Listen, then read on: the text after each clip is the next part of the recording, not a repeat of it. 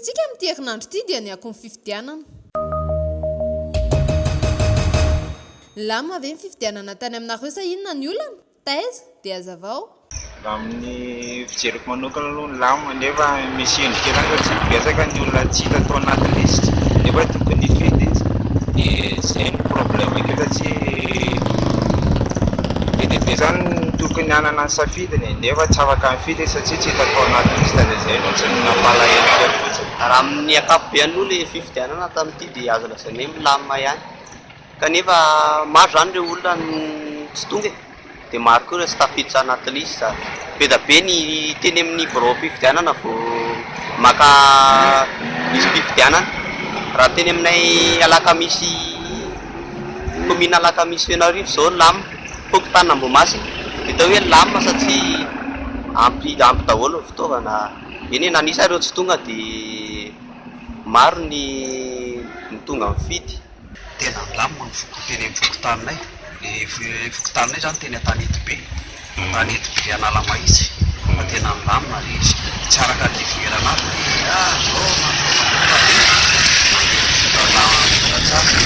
lama tsara miara-dalàna tsisy korotana mihitsy tokotany akonangana angamba eny.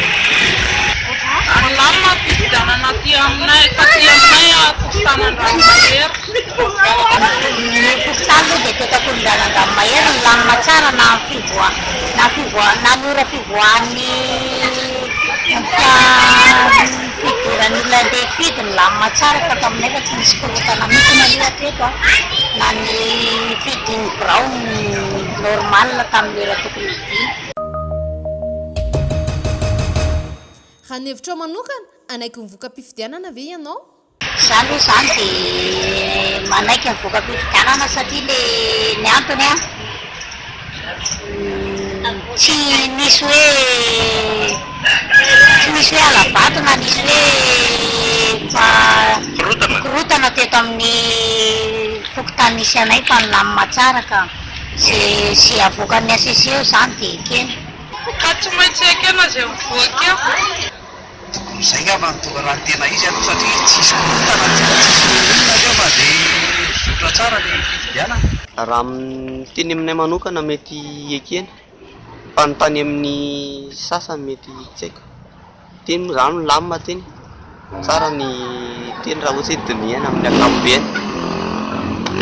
Ilay amin'ny dizinay moa ny amoaka voalohany senisiny ihany dia amiko mbola tsy ekeko ny voaka eo satria